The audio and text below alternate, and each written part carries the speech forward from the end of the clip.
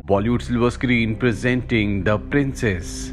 इस कहानी की शुरुआत में एक प्रिंसेस को होश में आते हुए दिखाया जाता है जिसे कैद किया गया है और तभी उसे याद आता है कि उसे किसी चीज से बेहोश किया गया था और अब वो कैद में है।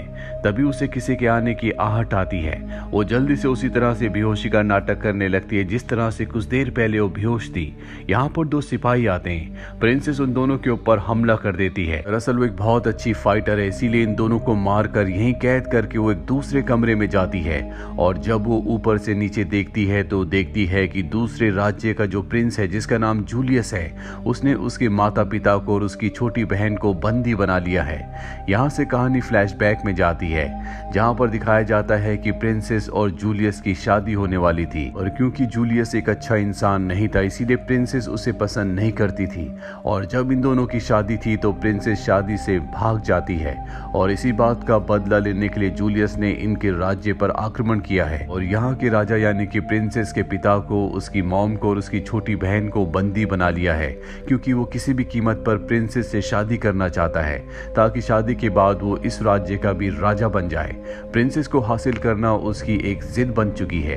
अब प्रिंसेस इस कमरे से बाहर निकलती है और तभी एक गार्ड जिसने आयरन मास्क पहना होता है उसके सामने आ जाता है। प्रिंसेस उसका मुकाबला करती है और बड़ी बहादुरी से उसे भी मार देती है। वहीं नीचे जूलियस को दिखाया जाता है जो अपने कमांडर से कहता है कि जाओ और देख कर आओ कि प्रिंसेस अब तक तैयार हुई कि नहीं।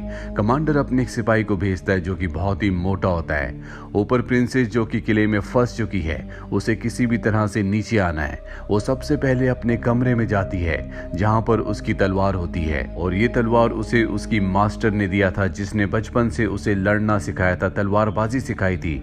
हालांकि उसके पिता नहीं चाहते थे कि वो लड़े क्योंकि उसके पिता को हमेशा से एक बेटा चाहिए था और वो एक लड़की थी। अब यहाँ पर प्रिंसेस को ढूंढते हुए वो गार्ड भी आ जाता है जिसे कमांडर ने भेजा था, लेकिन प्रिंसेस अपने आप को बचाने के लिए, उससे छुपने के लिए दीवार से नीचे लटक जाती है। गार्ड जब वहां से चला जाता है तो वो ऊपर आ जाती है और एक पर्दे के पीछे दीवार के पीछे चली जाती है। उस दीवार पर एक छोटा सा होल होता है जिससे वो जूलियस के कमरे में देखती है। उसे पता चलता है कि जूलियस की जो दोस्त है उससे उसका अफेयर है, यानी कि उन दोनों के बीच में रिश्ता है।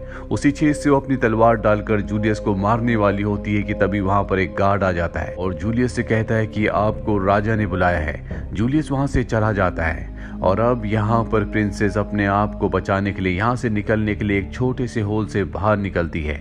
पर जब वो ऊपर देखती है तो वहां पर एक बहुत ही बड़ा गार्ड होता है जो कि बहुत ही पावरफुल है। इन दोनों के बीच में फाइट होती है लेकिन प्रिंसेस अपने लड़ने की स्किल से उसे मार कर ऊपर से नीचे फेंक देती है जहां पर जूलियस खड़ा होता है और अब जूलियस को समझ में आ जाता है कि ऊपर कुछ न कुछ गड़बड़ है। यहाँ पर वो गार्ड भी आ जाता है जिसे कमांडर ने भेजा था और बताता है कि उसे प्रिंसेस ऊपर कहीं भी नहीं मिली। इस बात से जूलियस को गुस्सा आ जाता है और वो अपने लोगों को ऑर्डर देता है जाओ और किसी भी कीमत पर उसे ढूंढ कर नीचे लेकर आओ। और अब बहुत सारे सिपाही प्रिंसेस को पकड़ने के लिए ऊपर की तरफ भागते हैं और जल्द ही प्रिंसेस तक पहुंच जाते हैं। प्रिंसेस उन सब का मुकाबला करती है। वो एक एक करके कई सारे सिपाहियों को मार देती है लेकिन सिपाहियों की तादाद बहुत ज्यादा है इसीलिए वो एक सिपाही को पकड़कर ऊपर से नीचे कूद जाती है। अब क्योंकि सिपाही उसके नीचे होता है इसीलिए उसे कुछ भी नहीं होता लेकिन सिपाही बहुत बुरी तरह से जख्मी हो जाता है। यहाँ पर पहले से सिपाही होते हैं जिनमें से एक प्रिंसेस के ऊपर हमला कर देता है। प्रिंसेस अपनी जान बचाने के लिए खिड़की से कूद जाती है जहां पर एक कपड़े को पकड़कर नीचे आकर वो एक विंडो से अंदर एक कमरे में चली जाती है पर अब वो बहुत बुरी तरह से जख्मी हो चुकी है और तभी उसे एहसास होता है कि कमरे में कोई आ रहा है। वो उसके ऊपर हमला करती है। अगले पल वो देखती है कि ये कोई जूलियस का सिपाही नहीं है बल्कि उसकी मास्टर, उसकी टीचर है। उसकी मास्टर देखती है कि वो बहुत बुरी तरह से जख्मी है। प्रिंसेस पूछती है कि आप यहाँ पर क्या कर रही हैं। वो बताती है कि मैं तुम्हें ढूंढने के लिए आई थी।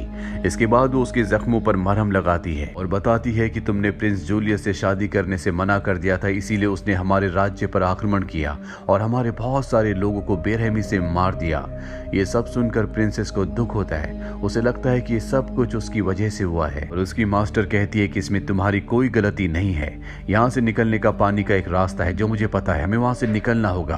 और अब दोनों के दोनों यहाँ से आगे बढ़ते हैं और किचन में पहुंच जाते हैं जहां पर जूलियस के कुछ सिपाही वहां पर एक लेडी को परेशान कर रहे होते हैं। इसके बाद ये उन सिपाहियों के ऊपर हमला करते हैं और उस लेडी को वहां से जाने के लिए कहते हैं। ये बहुत अच्छे फाइटर्स हैं, इसीलिए एक एक करके सभी को यहाँ पर मार देते हैं। अब यहाँ पर जूलियस की वो दोस्त जिसके साथ उसका अफेयर होता है, जिसका नाम मोयरा है, वो आ जाती है। वो एक बहुत ही अच्छी फाइटर है और उसके पास एक हंटर है जो कि बहुत ही खतरनाक हथियार है। उस हंटर से वो इन दोनों के ऊपर हमला कर देती है और प्रिंसेस के गले में उसे अटका के उसे ऊपर लटका देती है। प्रिंसेस की मास्टर मोयरा के ऊपर हमला करती है, इन दोनों के बीच में फाइट होती है और इसी दौरान वो उसे एक पंच मारती है जिससे मोयरा पीछे जाती है और प्रिंसेस छूट जाती है।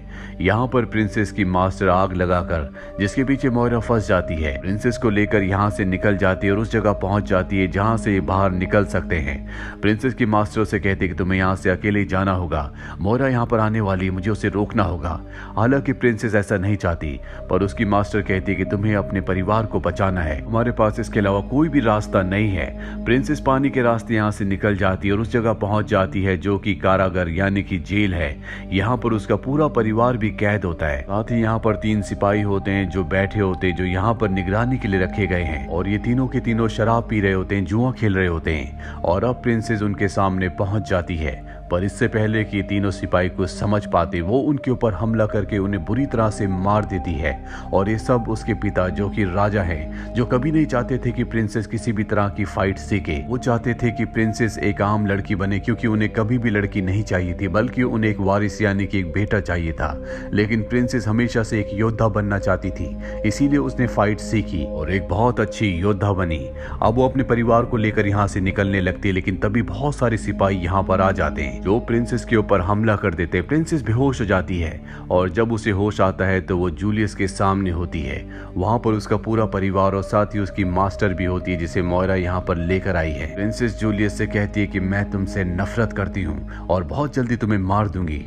ये सुनकर जूलियस को बहुत गुस्सा आता है और कहता है कि अब मैं तुमसे शादी नहीं करूंगा, बल्कि तुम्हारी छोटी बहन से करूंगा, क्योंकि ऐसा करने के बाद भी मैं राजा बन जाऊंगा।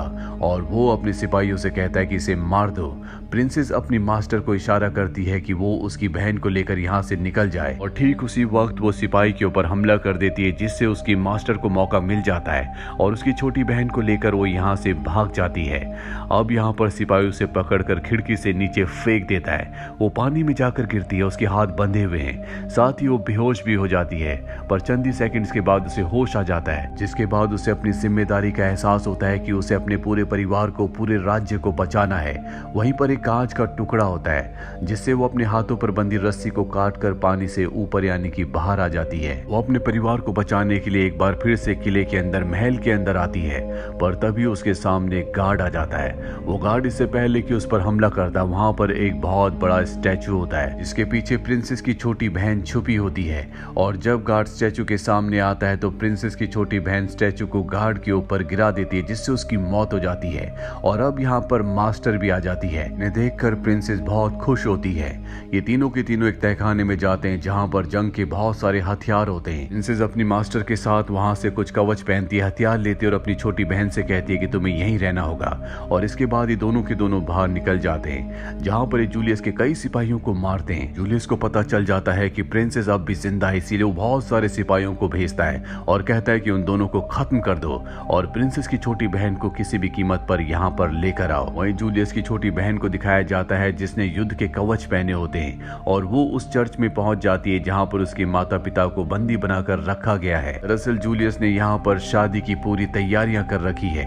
प्रिंसेस की छोटी बहन यहाँ पर मास्टर के एक आदमी को, उसके साथी को खोल देती है, पर तभी जूलियस उसे देख लेता है और पकड़कर चर्च के फादर के पास ले जाता है ताकि वो इन दोनों की शादी करवा दे, जिसके बाद वो यहाँ का राजा बन जाए।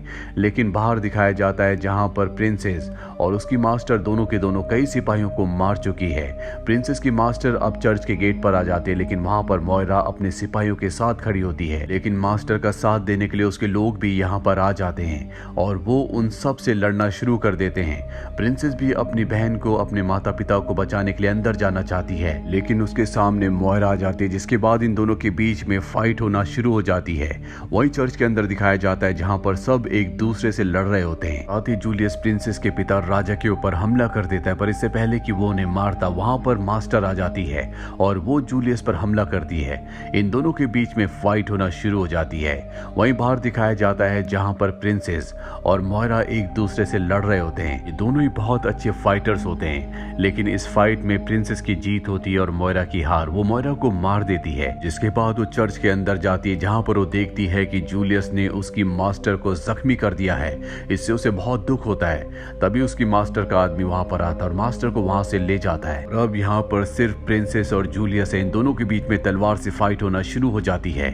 जूलियस भी बहुत अच्छा फाइटर होता है, इसीलिए प्रिंसेस को जख्मी कर देता है और लड़ते लड़ते उसे चर्च से बाहर ले जाता है, जहां पर वो अपने घुटनों पर बैठ जाती है और जूलियस की तलवार उसकी गर्दन पर होती है। जूलियस ऐलान करता है कि अब से यहाँ का राजा मैं हूँ, मेरे सामने कभी कोई कुछ नहीं बोल सकता। यहाँ पर प्रिंसेस जो पूरी तरह से मजबूर होती है, जो बहुत ज्यादा जख्मी है, बहुत ज्यादा थक चुकी है, उसे अपने मास्टर की बचपन की वो बात याद आती है जो उसे फाइट के दौरान उसने बताई थी कि लड़ाई के दौरान अपना पूरा ध्यान अपने दुश्मन पर और लड़ाई पर रखना चाहिए और जब भी तुम्हें मौका मिले उसे खोना नहीं चाहिए। प्रिंसेस यहाँ पर पूरी तरह से शांत होती है, इसीलिए जूलियस उससे कुछ वक्त के लिए अपनी नजर हटा लेता और इस बात का मौका पाकर प्रिंसेस उसी की तलवार से उसे मार देती है और इस तरह से जूलियस का खात्मा हो जाता है। इसके बाद प्रिंसेस अपने पिता को उनका ताज पहनाती है। यहाँ पर उसके पिता को, जो हमेशा एक लड़का चाहते हैं, अपनी बेटी पर यानी कि प्रिंसेस पर गर्व होता है और वो ऐलान करते हैं कि मेरे बाद मेरे राज्य को मेरी बेटी संभालेगी, क्योंकि बेटियां बेटों से कम नहीं होती। साथ ही हमारे राज्य में जो भी लड़की जो करना चाहे वो कर सकती है, क्योंकि आज से उन सबको उतना ही अधिकार है जितना कि लड़कों को है। यहाँ पर प्रिंसेस अपनी मास्टर को देखकर बहुत खुश हो जाती है, क्योंकि अब भी वो जिंदा है। और इसी के साथ ये फिल्म, ये कहानी यहीं पर खत्म हो जाती है। उम्मीद करते हैं कि आपको ये कहानी पसंद आई होगी।